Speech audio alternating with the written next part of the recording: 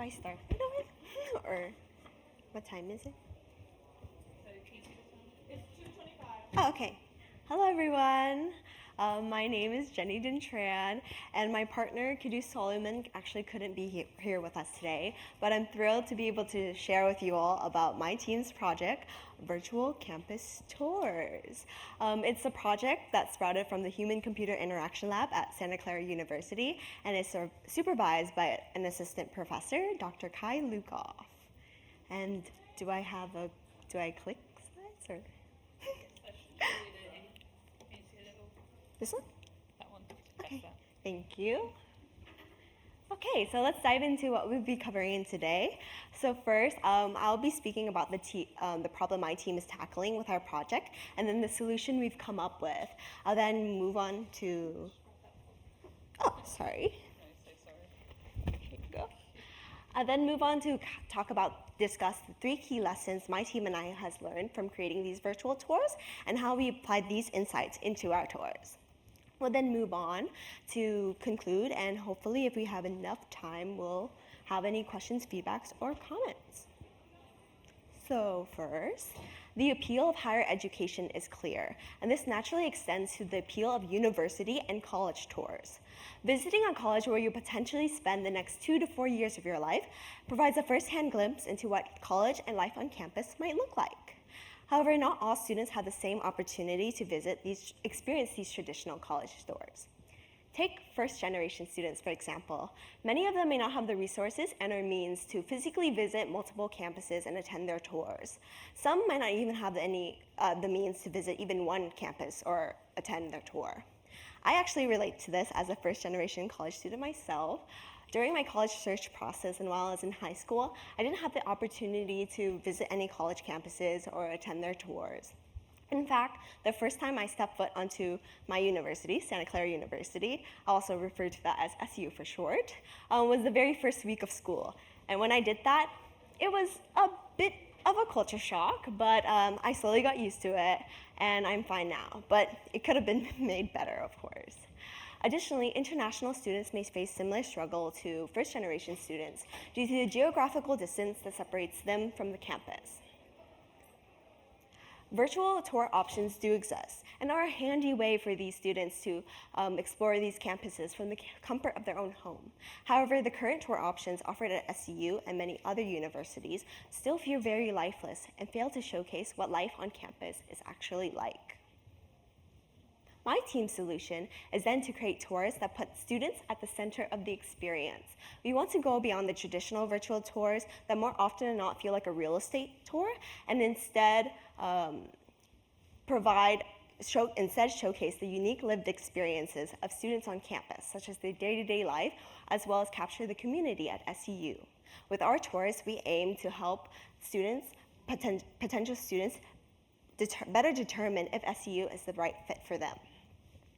So far, we've been able to create 3 tours that highlight the lived experience of 3 different SCU students, as you kind of can see on the screen. We have Kimberly, Sander, and Sile. These 3 students have their own tours, and they each explore different places on campus. And then on the left is a 3D scan of one of the buildings in Sile's tour.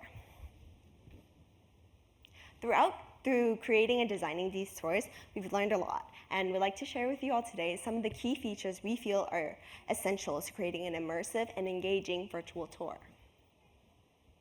For our first takeaway, I would like to explain how we effectively conveyed and portrayed each student's story, as well as capture the meaningful places on campus. To achieve this, we implemented non-native elements into our 3D scans.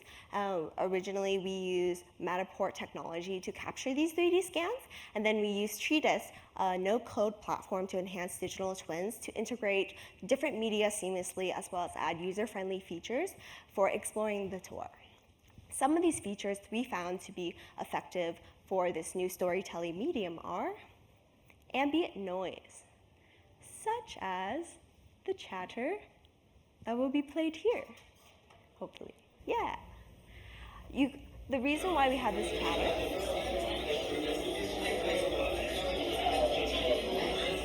is to help students feel as though they're really present in the space, as though they're present right there in the green space room with all these other students.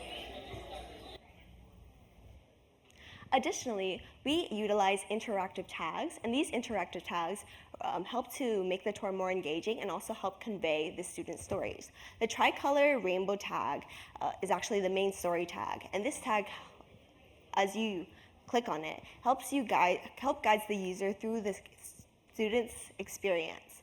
In Silas' tour, if you were to click on this tag, you would actually follow through the entire tour and follow along on his journey to discovering his passion for filmmaking. We also have a blue and red tag.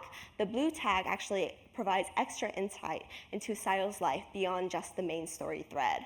For example, in this demo pictured here, or in this GIF here, if you were to click on the tag, you would actually be able to learn more about Silas' first filmmaking project at SCU and be able to read more about it and also view it for yourself. Additionally, the red tag provides extra information into the resources offered at SCU, such as the editing room, which is available for students to use.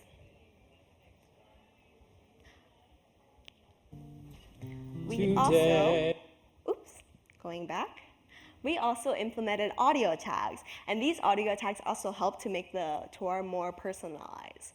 This tag we added actually plays the music Sile listens to as he edits the music. You briefly heard it already, but I'll play it again for you guys to all hear.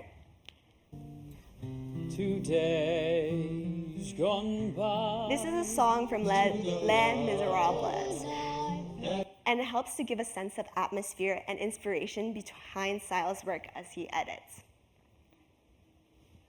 Through these personalized tags, it helps to make the tour more engaging and relatable and allows students to be able to relate to Sile on a deeper level and be able to connect with him. They also help to enrich the space by providing a broader perspective at SCU, extending beyond just the physical space. For our second takeaway, we would like to emphasize the importance of prioritizing the student and their story. This might seem like common sense, but while we were doing the 3D scans of the tours, we found that it was very easy to get lost in these scans and focus more on the space rather than the student and their story. However, we have done our best to tackle this, and in ways we have tried our best to ensure that our tours are student-centric are by embedding videos into the tours themselves. And this is to really show the users and viewers the tour guide's personality and their voices. We filmed these videos beforehand and asked the student to talk about their experience at SCU and give them a place to share part of the story for themselves.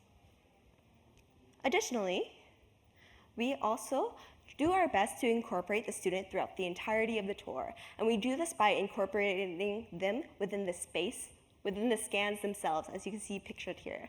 And sometimes we even have the student tour guides interact with the users by having them hold the door transition between room to room. This not only helps to keep the student at the center of the experience, but it also helps to bring more life to the virtual tour. The student stories are at the heart of these campus tours and are what make these tours unique and special.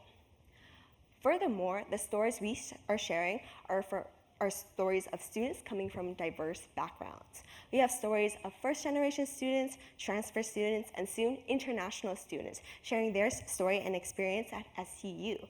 And when we want to share their story, we want to make sure that we're capturing their story holistically and authentically.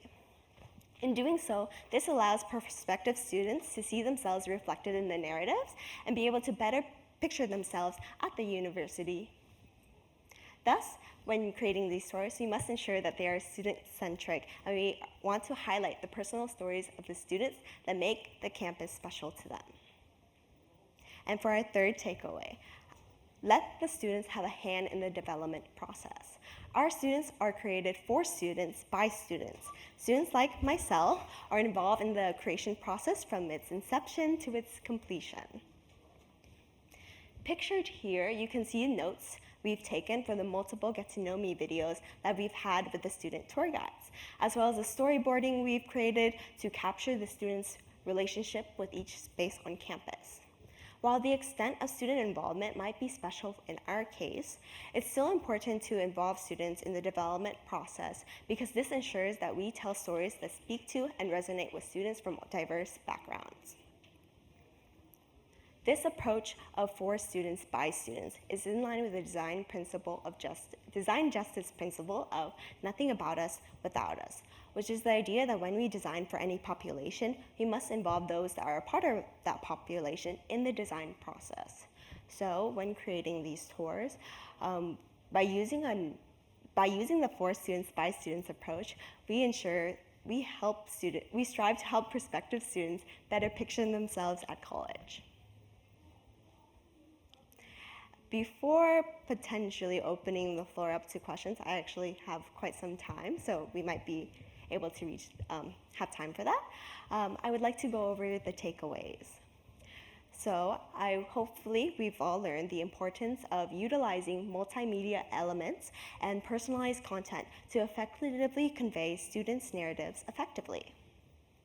Additionally, I've emphasized the importance of prioritizing students through each step of the creation process to ensure that our tours are student-centric.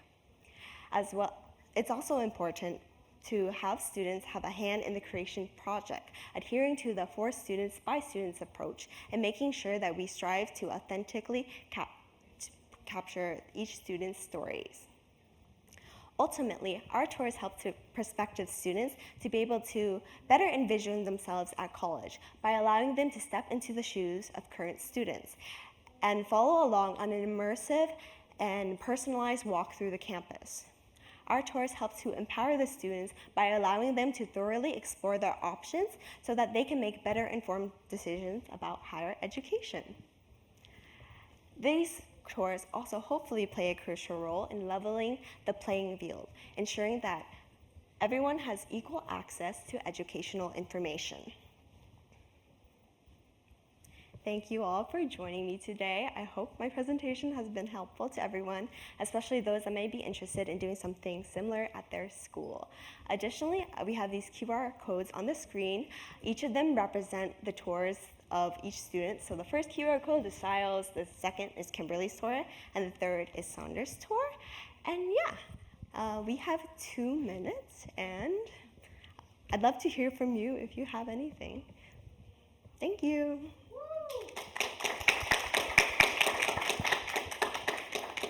Anyone have any questions?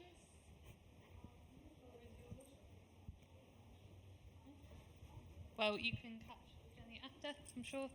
Ask questions. Thank you very much. Thank you.